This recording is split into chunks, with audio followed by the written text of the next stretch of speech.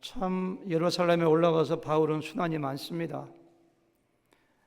모함받아 가지고 집단 린치를 당하면서 죽을 고비를 넘기기도 하고, 군대 영내에 들어가는 계단에 서서 간증하며 복음을 전하려고 시도했지만은 사람들이 죽이겠다고 소리치기도 하고, 천부장이 그 이유를 알아야 되겠다며 채찍질을 하려고 하기도 하고, 결국은 바울이 로마 시민권자인 것을 안 천부장이 바울을 산헤드린 공회 정식 재판에 회부합니다.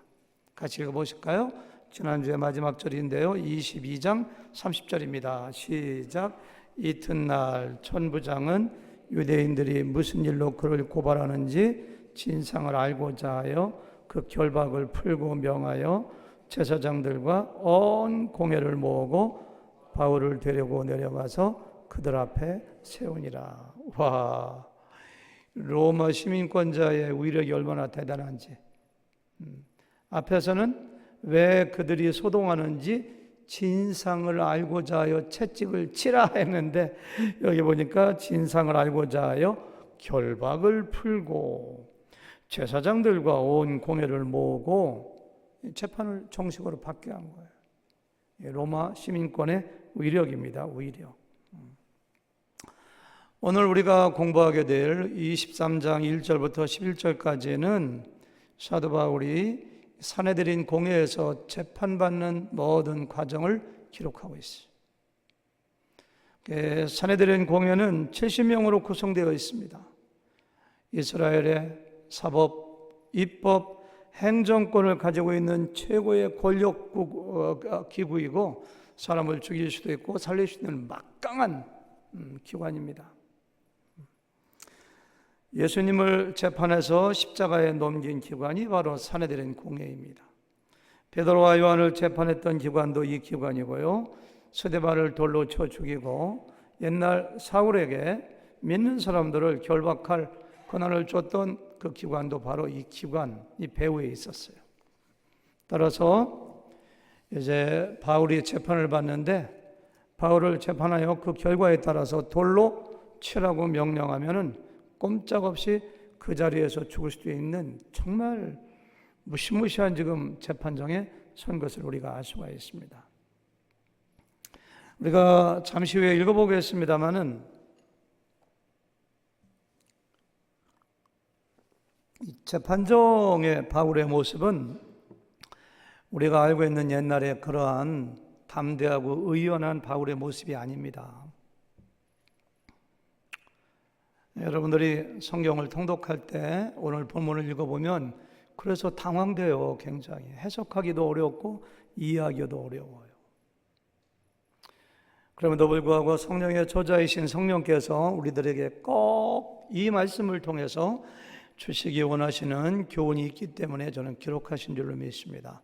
우리 함께 비록 짧은 시간 동안이지만 오늘의 말씀을 묵상하면서 하나님께서 우리에게 주시기 원하시는 교훈을 받았으면 좋겠어요. 1절을 보니까요, 바울이 공회를 주목하여 이르되, 굉장히 담대하죠. 웬만한 사람들은 주눅이 들어서 고개도 못 들어요.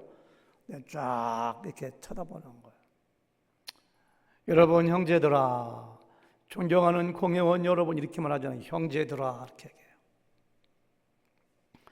오늘까지 나는 범사의 양심을 따라 하나님을 섬겼노라 하거늘, 나는 한 번도 나의 유익을 위하거나 어떤 이익 때문에 아니면 누구의 눈치를 보거나 정치적인 이유 때문에 무엇 때문에 하나님을 섬긴 것이 아니라 하나님의 말씀에 따라 나의 신앙 양심에 부끄럼 없이 하나님을 섬겼다라고 하면서 어쩌면 자기가 왜 예수님을 믿게 되었는지 신앙을 고백하며 복음을 증거하려고 했을 것 같아요.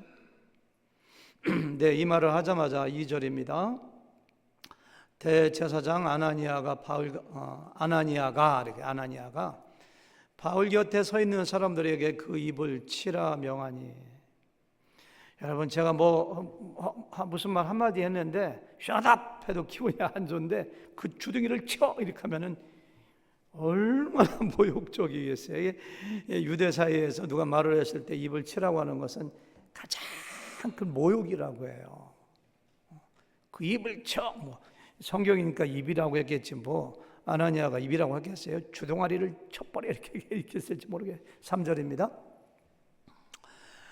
바울이 이르되 해칠한 담이요, 우리 예수님도 바리새인들에게 해칠한 무덤이요, 겉에는 하얀 해가 있지만 뼈와 살이 섞여 있는 것처럼 해칠한 담이요, 담이 갈라지고 무너지고 색깔이 바랬는데 겉만 깨끗하게 칠한 거예요. 담 너머에 뭐가 있는지 몰라요. 위선자라는 뜻이죠. 이중인격자라는 것입니다. 하나님이 너를 치시리로다, 저주하는 거예요. 대제사장을 저주해요. 내가 나를 율법대로 심판한다고 앉아서 율법을 어기고 나를 치라느냐. 그 당시에 이스라엘 법에 있어서는 죄가 확정되기 전에, 증명되기 전에 절대로 형벌을 가면 안 돼요. 근데 아직까지 재판이 끝나지도 않았는데 내 입을 치라고, 네가 율법대로 심판한다고 하면서 율법을 어기느냐, 이렇게 얘기하는 거예요. 4절 말씀. 그러니까 곁에 선 사람들이 말하되 하나님의 대제사장을 네가 욕하느냐. 구약 성경에 보니까 하나님이 기름 부어 세우신 왕이라든가 대제사장이라든가 선지자 모욕하면 안 돼요. 특별히 대제사장은 특별한 권위가 있기 때문에 저주하거나 욕하면 즉각 사형감입니다. 근데 이해가 안 되는데 5절입니다. 바울이 즉각 그냥 사과를 해요. 5절. 바울이 이르되 형제들아, 나는 그가 대제사장인 줄을 알지 못하였노라. 기록하였으되, 그러면서 출애굽기 말씀을 인용해요. 너희 백성의 관리를 비방하지 말라 하였느니라. 내가 저 사람이 대제사장인 줄 알았으면 절대로 저주하거나 비방하지 않았는데 나는 몰랐다, 미안하다, 이런 말이 좀 들어간 것 같은 느낌이죠. 이것이 오늘의 본문이에요. 본문. 참 성경을 읽을 때 이런 말을 보면서 여러분들 여러 가지 질문이 들 거예요. 이렇게 쉽게 사과할 수가 있는가? 사도 바울이 정말로 그 사람이 대제사장인 것을 몰랐는가? 바울이 왜 이렇게 민감하게 반응할까? 옛날에 바울의 모습은 때리면 맞고, 옥에 가두면 갇히고, 굶기면 굶고, 없으면 헐벗는 사람인데, 아니 세상에 그 입을 돌로 맞아 죽을 뻔한 적도 있는데, 40에 하나가만 매를 5번 맞았는데, 그래 저 입을 쳐라 그 말 했다고 해서 그렇게 대제사장을 저주하고 욕하고 민감하게 반응하고, 그래서 대제사장 모욕죄로 잘못하면 책 잡혀서 위기에 빠질 수 있는 일을 바울과 같은 위대한 선교사, 복음의 정말 노장인데 이렇게 쉽게 화를 내고 자기의 어떠한 템포를 절제하지 못할까, 이런 질문을 하게 돼요. 여러분들도 마찬가지죠.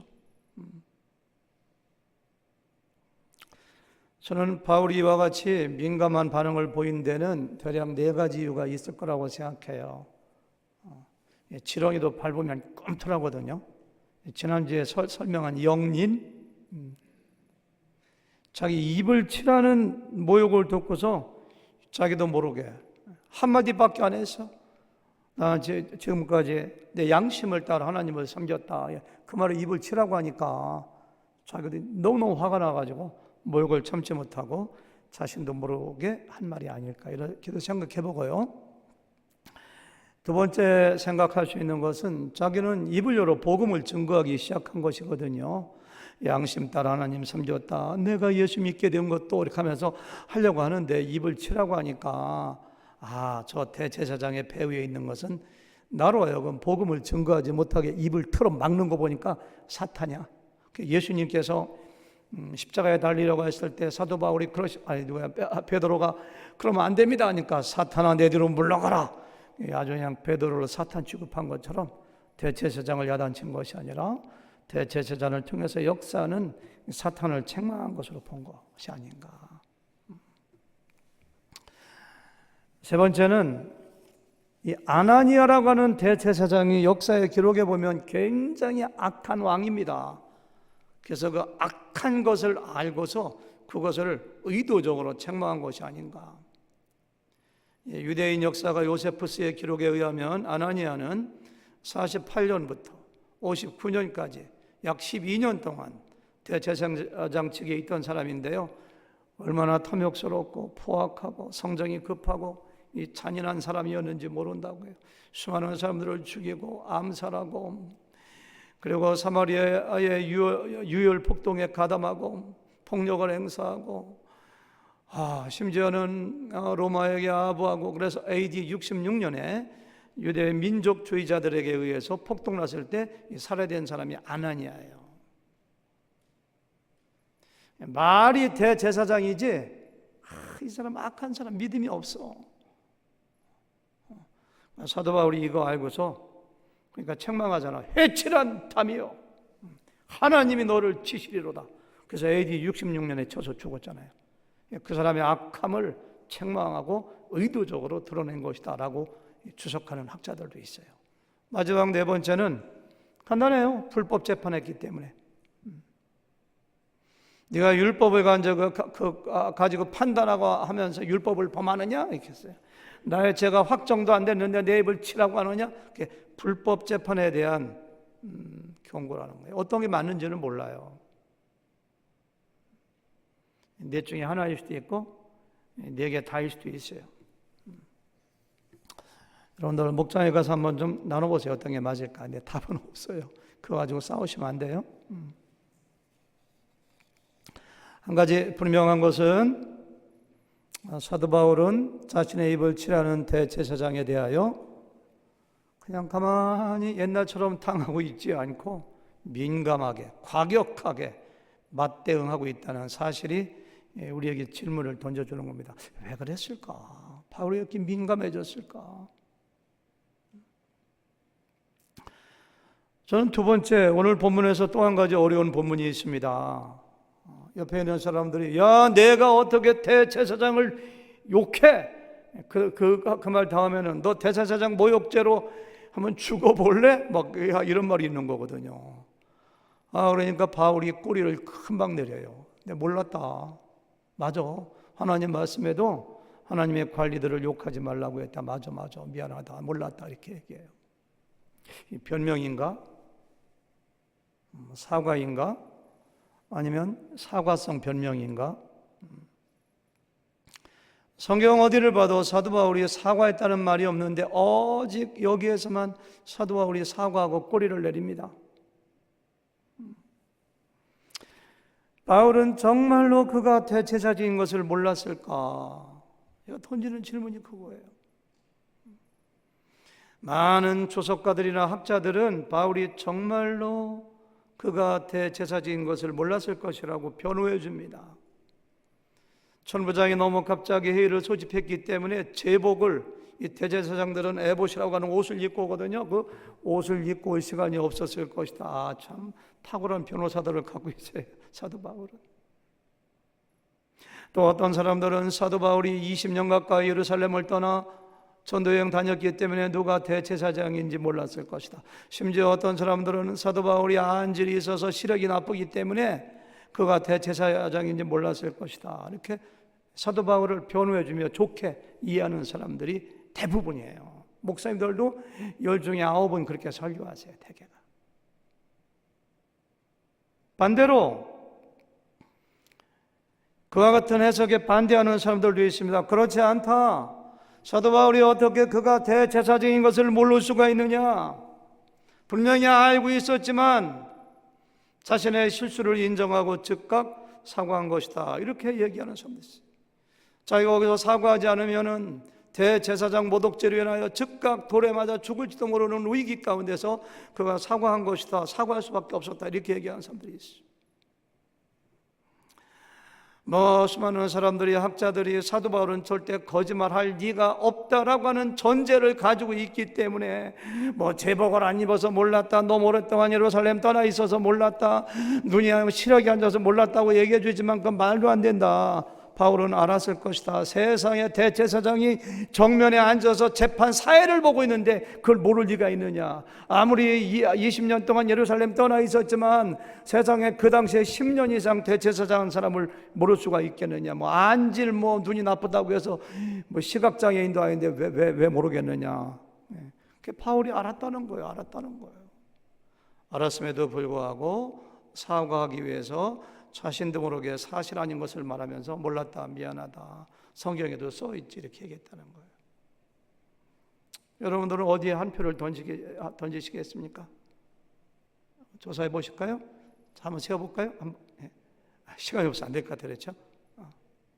저도 잘 몰라요. 네, 성경에서 기록하지 않으니까. 그러나 저는 솔직하게 말해서 심정적으로는 바울을 변호해주고 싶어요.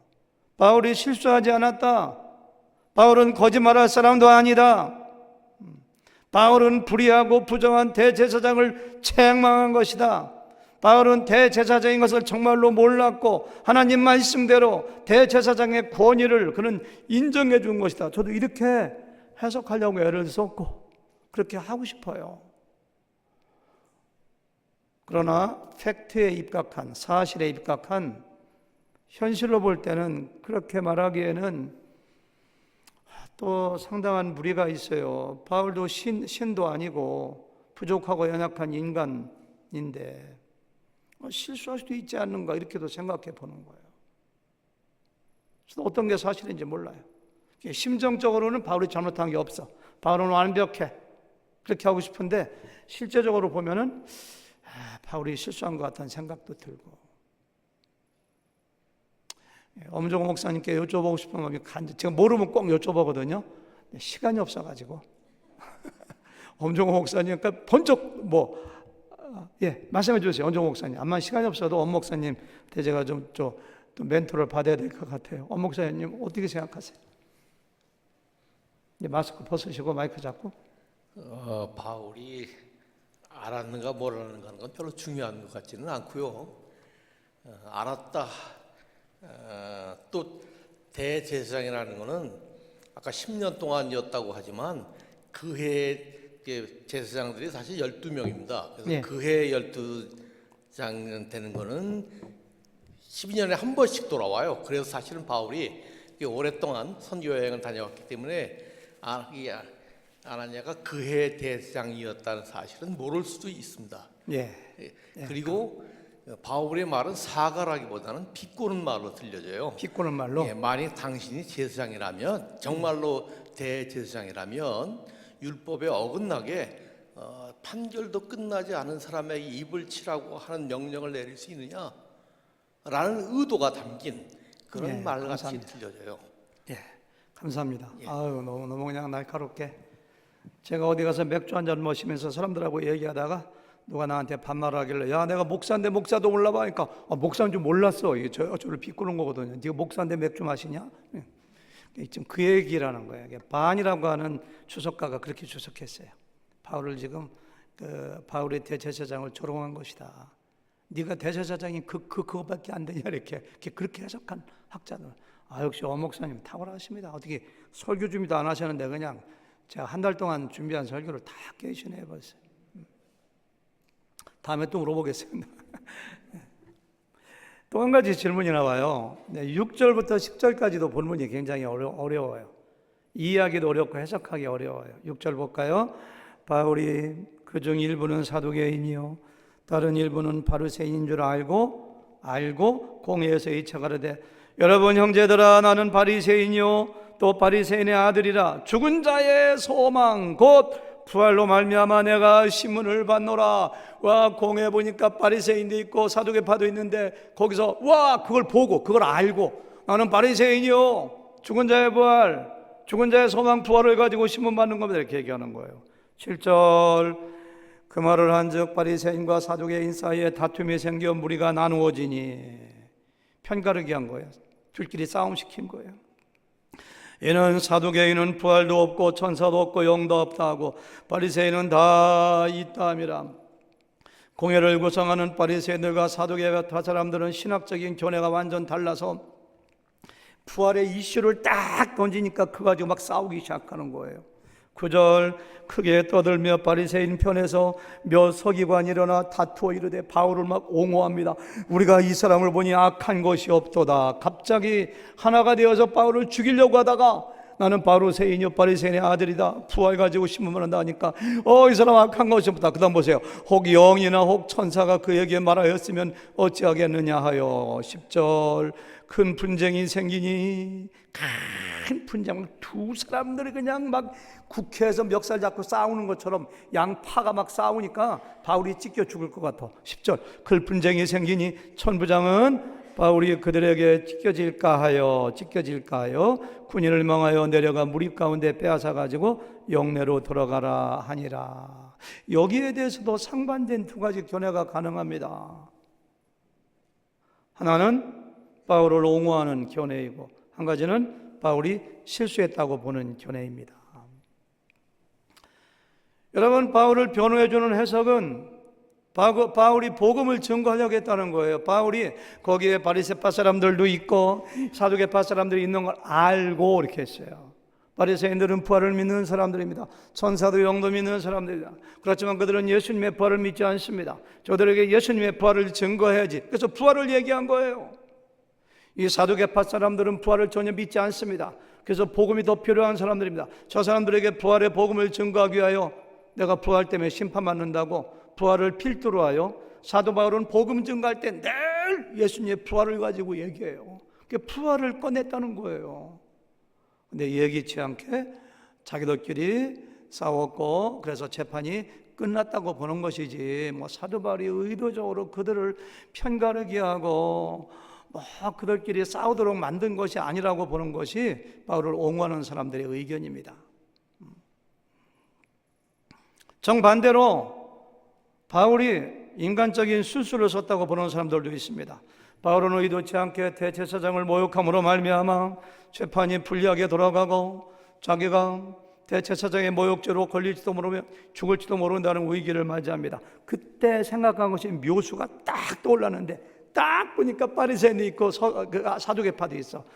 저 사람들로 하여금 신학적인 견해가 다르니까 논쟁을 유발해가지고 자들끼리 싸우게 만들고 자중질환에 빠들어서 내가 이 재판을 무위로 만들어야 되겠다. 그래가지고서 그렇게 시도했다고 보는 거예요.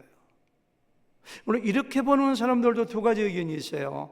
한쪽에서는 사도 바울이 예수님 말씀처럼 비둘기같이 순결하고 뱀같이 지혜로워가지고 정말 그 지혜로 하나님의 지혜로 자기에서 위기에서 벗어났다고 보는 사람이 있는가 하면 또 어떤 사람들은 바울이 자신도 모르게 인간적인 술수를 써가지고 갈라치기 하고 편가르기 하고 인간적인 술수나 묘수를 쓴 것이다 이렇게 얘기하는 사람도 있어요. 여러분들은 어느 의견에 손을 좀 들어주시겠습니까? 시간만 많으면 꼭 다수결로 정하고 싶어서 조사해보고 싶은데 시간이 없어가지고 그냥 지나가려고 해요. 그래서 본문이 해석하기가 굉장히 어려워요. 쉽지 않아요. 저도 조금 전과 마찬가지로 심정적으로는 바울을 옹호하고 싶어요. 바울이 실수할 리가 없다. 바울은 복음을 전하기 위하여 주님의 부활을 말했을 뿐이고 저희들끼리 싸운 것이다. 그러나 사실에 근거한 현실론으로 보면은 그렇게 주장하는 것을 그대로 받아들이기에는 무리가 있어요. 바울이 분명히 얘기했거든요. 누가가 분명히 기록했거든요. 거기에 바리새인 사두개인 있는 것을 보고 뭔가 어느 것이 사실인지 모르겠어요. 하나님의 지혜로 볼 것이냐 인간의 묘수나 아니면 술수로 볼 것이냐 그건 별도로 하더라도 바울이 의도적으로 위기에서 벗어나기 위하여 두 팔을 갈라치게 한 것이냐 이렇게 볼 수도 있는 장면이기도 해요. 제가 이 말씀을 엄정호 목사님께 여쭤보면 엄정호 목사님은 분명히 그러실 거예요. 알고 했나 모르고 했나가 중요하지 않은 것처럼 어떤 게 중요한가는 중요하지 않습니다 이렇게 얘기할 것 같아요. 엄 목사님이 너무너무 정답을 얘기해 주셨어요. 그게 그렇게 중요한 게 아니에요. 사실은 하나님께서 우리에게 성경을 주신 것은 누가 잘했나 잘못했나 판단하라고 주신 것이 아니에요. 따라서 이 문제를 가지고 지나치게 고민하거나 논쟁할 필요가 없습니다. 제가 이 말씀을 한 달 전부터 준비했는데요. 굉장히 고민했는데 하나님께서 주신 답이 너 그거 뭐 이렇게 고민하냐. 성경이 이야기하는 것만큼만 나가면 돼. 성경이 침묵하는데 네가 이렇게 알라고 하니? 제가 얻은 대답이 그거예요. 성경을 무리해서 해석하려고 하면 안 돼요. 성경이 말씀하는 것만큼, 성경이 나가는 것만큼만 나가서 거기서 교훈을 받으면 돼요. 목장 나눔 문제도 제가 이걸 썼습니다만, 목장에 가서 이거 가지고 그냥 핏대로 올리면서 막 이거 가지고 절대 논쟁하면 안 됩니다. 자기 의견을 살짝 얘기하는 건 좋지만 절대로 심하게 논쟁을. 성경이 밝히지 않기 때문에. 성경이 이 문제에 대해서 침묵하는 것은 너희들이 이렇게 생각할 수도 있고 저렇게 생각할 수도 있고 알아서 해. 그러나 중요한 것은 그게 아니야. 다른 게 중요해. 이렇게 말씀하시는 거예요. 저도 뭐라고 판정을 내릴 수가 없어요.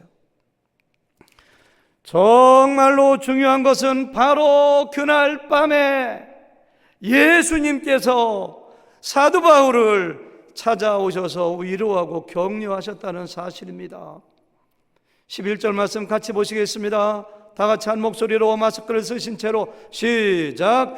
그날 밤에 주께서 바울 곁에 서서 이르시되 담대하라. 내가 예루살렘에서 나의 일을 증언한 것 같이 로마에서도 증언하여 하리라 하시니라. 그날 밤이 어떤 밤인가요? 모함을 받아 유다인들에게 집단 폭행을 당하며 죽을 뻔했던 바로 그 다음 날 밤입니다.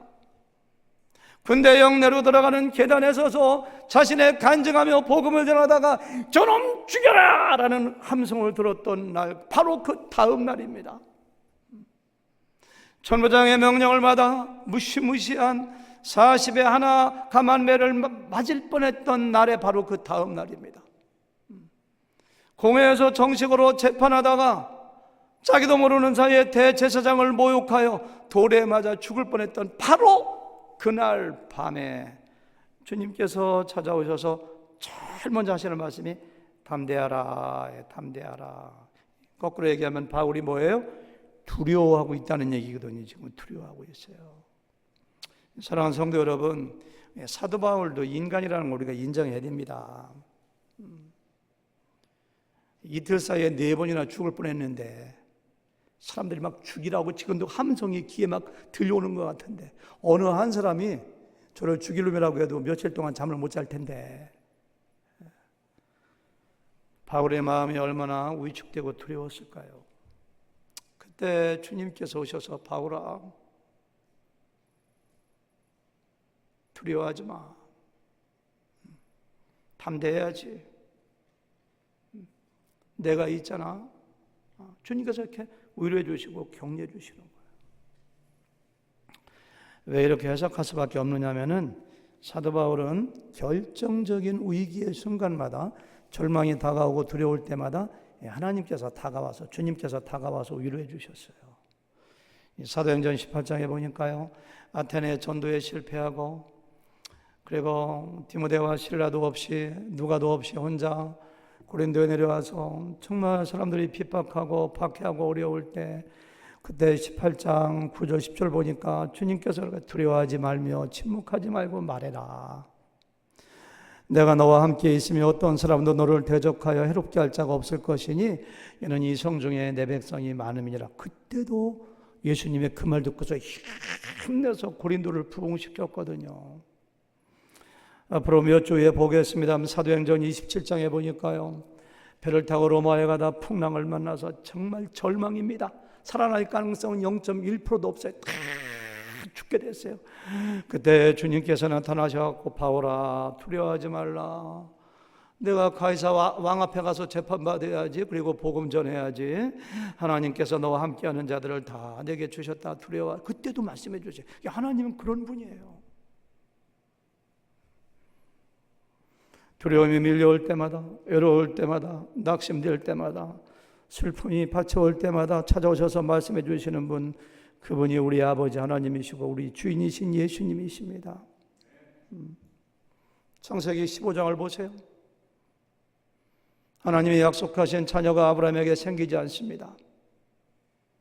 주변에 적들이 언제 쳐들을지 모릅니다. 너무 애로워, 너무 힘들어, 두려워. 그때 15장 1절에 보니까 하나님이 찾아오셔서 아브라함아, 두려워하지 마. 내가 있잖아. 내가 너의 방패야. 내가 너의 상급이야. 내 몸에서 날짜가 너의 상속자가 될 거야. 하늘의 별 좀 봐. 내 자손이 하늘의 별처럼 많아질 거야. 이런 분이 바로 우리 하나님이세요. 아버지세요. 모세에게도, 다윗에게도, 여호수아에게도, 바울에게도, 베드로에게도, 여러분과 저에게도 환상을 통하여, 하나님 말씀을 통하여, 메시지를 통하여 찾아오시는 분이 우리 예수님이고 하나님이신 것을 꼭 기억하시기 바랍니다. 아멘. 아멘. 저도 가장 힘들 때가 내가 설교하다가 아니면 어떤 사람한테 실수했다고 생각할 때 힘들어요. 이대서 목사님 사모님은 목사님이 설교 좀 길게 했다고, 설교 지루하게 안 느껴지고 나 굉장히 은혜 받았는데 지루하게 했다고 그날 집에 가서 못 주무시고 약을 먹었다고. 좋은 약, 수면제, 딴 약이 아니라 이렇게 약을 먹고 주무셨다고 설교에서 말씀하시더라고요. 저 그 심정이 이해가 돼요. 저도 설교하다가 막 실수하고, 우리 교회 성도 실수하면은 주일날 집에 가서 잠을 못 잘 때가 많아요. 사도 바울이 진짜 힘들고 어려운 것은 죽음에 대한 두려움 때문이라기보다는 어쩌면 자신의 실수 때문에, 내가 너 참고 차라리 입을 몇 대 맞고 거기서 복음을 전했어야 되는 건데 아직도 나는 멀었어. 거기서 이렇게 쉽게 내가 사과할 정도로 실수했는가? 내가 거기서 왜 인간의 꼼수를 썼는가? 추측입니다. 이것은 내가 실수를 썼는가? 자책감, 자괴감 때문에 밤새도록 감옥에서 잠을 자지 못하고 자기 입을 그냥 수십 번 때렸는지도 몰라요. 에스더가 죽으면 죽으리라 했는데 나도 담대하게 하나님이 보여주실 텐데 왜 거기서 그 사람들에게 인내하면서 복음을 증거하지 못했는가? 돌에 맞아 죽을 뻔한 적도 있고, 내가 얼마나 많이 맞고 감옥에 갇혀도 참았는데 그거 하나 참지 못하고 그랬는가? 그와 같은 자괴감 때문에 괴로웠는지도 몰라요. 이렇게 자신의 실수로 인하여 힘들어하고 자괴감에 빠졌을 때 찾아오시는 분이 주님이에요. 칭찬해 주세요.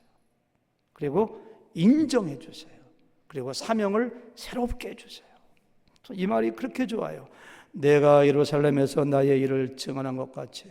사도 바울이 언제 한번 제대로 복음을 증거해 본 적이 있는가요? 예루살렘에서 복음 증거하려고 하면 때리고, 복음 증거하려고 하면 그냥 입을 치라고 하고, 제대로 복음 증거한 적 없어요. 간증했을 때 그 사람들 듣지 않았어요. 근데 하나님께서는 내가 예루살렘에서 복음 증거했지, 잘했어. 복음 증거한 거로 봐요. 로마에서도 증언해야지 이렇게 했어요. 새로운 사명을 주시는 거예요. 사명. 여러분, 우리 한 가족이잖아요. 교회, 그렇죠? 서로가 실수하더라도 아내한테 실수할 수 있고 자녀에게, 아버지에게 실수할 수 있죠. 한 가족이니까 실수했다고 해서 너무 괴로워하고 자격지심 가지고 막 교회 안 나오려고 하고 그러시면 안 돼요. 우리 주님을 보세요. 너 복음 전했지를 전한 거야. 로마에 가서 그렇게 해야지. 괜찮아, 내 보호해줄게. 넌 사명이 있는 자야. 주님의 음성을 좀 들었으면 좋겠어. 사도 바울은 이와 같은 주님의 격려와 위로 때문에 정말 고난 중에도 힘들어하거나 낙심하지 아니하고 끝까지 로마에 가서 복음을 증거해요. 하나님이 우리의 연약함 다 아세요. 우리가 실수하는 존재인 거 다 아세요. 다 아세요. 하나님이 그렇게만 실수한다고 해서. 11절 말씀이 우리에게 감동으로 다가오는 또 한 가지 이유가 있는데요, 우리 예수님께서 바울 곁에 서서 말씀하셨다는 거예요. 곁에 서서.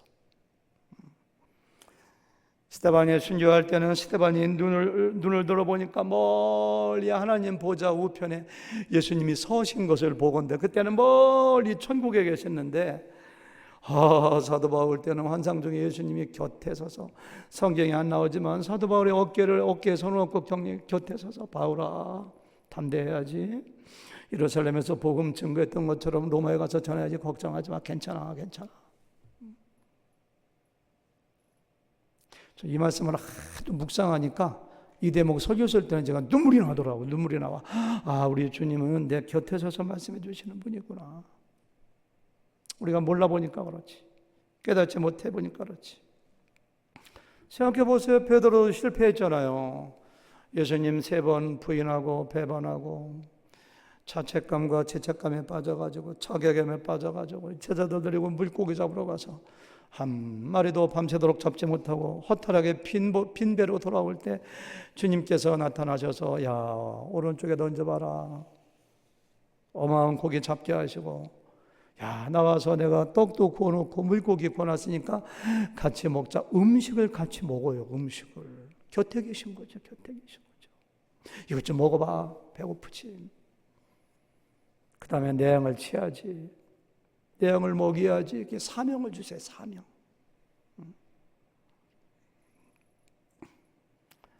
우리 예수님은 우리가 힘들어하고 좌절하고 낙심하고 슬퍼할 때 찾아오셔서 두려워하지 말라. 우리가 어떠한 경우에도 두려워하는 것은 하나님의 뜻이 아닙니다.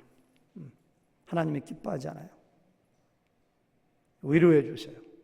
격려해 주세요. 꼭 중요한 것은 뭐예요? 사명을 주시는 거예요. 사명.